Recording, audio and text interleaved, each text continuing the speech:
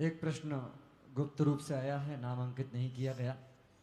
किसी लड़की की शादी हुई, पहली रात में अलग हो गए और लड़की की दूसरी शादी हो गई, तो क्या वह पुनर्विवाह कहलाएगी? यदि हो तो क्या वह साधुओं को आहार दान दे सकती है या उसके सास ससुर और पति आदि आहार दे सकते हैं? कृपया समाधान कीजिए। देखिए, जिसका पुनर्विवाह हुआ है, गुरु जी ने तो हमसे कहा है कि उनसे अभी आपको आहार लेने की कोई भी अनुमति नहीं है। ये विषय आचार्यों का है। पुनर्विवाह वाले जो हैं वो अभी आहार के योग्य नहीं है, जो मैंने मूलाचार में पढ़ा है। गुरुओं के पास जाएं, उनसे प्रायश्चित लें और जो गुरुजन निर्देश देंगे उस पर विचार किया जाएगा। जो सास ससुर हैं या माता पिता हैं, उनके आहार दान का कोई निषेध नहीं है, क्योंकि उनका कोई लेना देना नहीं है। जो पूर्व में पति था, जिसने अभी तक दूसरी शादी नहीं करी है या की भी है तो कुंवारी कन्या से की, वो आहार देने का पात्र है।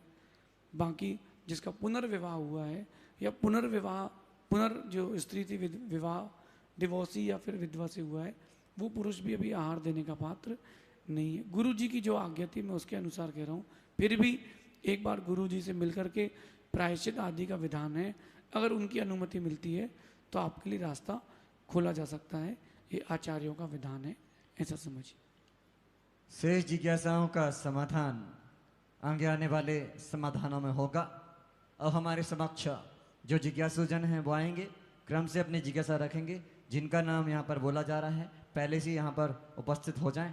सर्वप्रथम जिज्ञासा के लिए उपस्थित हो रहे हैं नितिन जी जैन, आ जाइए। इसके बाद तैयार रहेंगे सूर्यकांत जी, आदित्योदय अशोक नगर।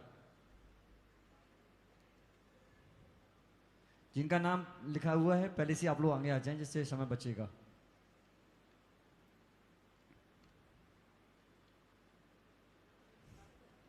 नमोस्तु गुरुदेव, नमोस्तु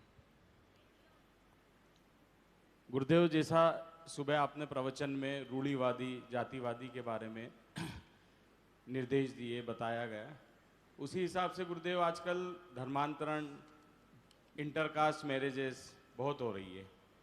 उसमें प्रायः यह देखने में आया है कि अगर अपने समाज की लड़की किसी छोटी समाज या उसमें जाती है तो उसका सम्मान भी होता है, वो उसको अडॉप्ट भी कर लेते हैं, सब कर लेते हैं। लेकिन दूसरी समाज की लड़कियां अगर अपने यहाँ आती है तो उसको अपन अडॉप्ट भी नहीं कर पाते हैं सही से, या एक रूढ़िवादिता के चक्कर में हम लोग उसको अपना धर्म ज्ञान भी नहीं देते हैं सही से। तो क्या इसमें ऐसा नहीं कि वो लोग आएँ तो उन्हें भी मंदिरों में भी आने की इजाज़त दें, उन्हें कम से कम दर्शन करने दें, तो शायद हमारी धर्म प्रभावना बढ़े?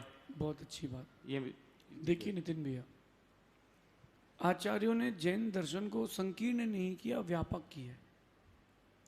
और आजकल की जो पीढ़ी है या आजकल के जो व्यवस्थापक हैं वो उसको संकीर्ण ही करते जा रहे हैं, विस्तृत नहीं कर रहे। मैं मानता हूं कि अगर कुछ नियमावली नहीं होगी तो समाज का अस्तित्व खत्म हो जाएगा। पहले कोई ऐसे विवाह कर लेता था तो उसके लिए छोटा मंदिर अलग से बना के रखते थे। समाज में आप देखना, एक बड़ा मंदिर एक छोटा मंदिर होता था बहुत सारी समाज में। तो जिन्होंने ऐसे काम कर लिए वो छोटे मंदिर जाएंगे, मंदिर जाएगा, पूजा अभिषेक भी करेगा, लेकिन वो छोटे मंदिर जाएगा ताकि उसको फील हो कि हमने गलत किया। लेकिन अब वो दौर बदल रहा है। आचार्यों ने बदलते दौर में जब चरणान योग में परिवर्तन लाए हैं तो ये बहुत गंभीर विषय है। इस विषय पर विद्वानों से मेरी बहुत चर्चा हुई और जल्दी बहुत बड़ा एक्शन लिया जाएगा। जो जैन दर्शन स्वीकारना चाहता है उसको स्वीकारने के लिए द्वार खुले हैं, बस हमारी मर्यादा में काम होना चाहिए। लोहाचार्य स्वामी, वीरसेन स्वामी, जिनसेन स्वामी, इन्होंने जैन समाज के लिए बड़ी बड़ी समाजें दी हैं। खंडेलवाल समाज देने वाले जिनसेन स्वामी हुए।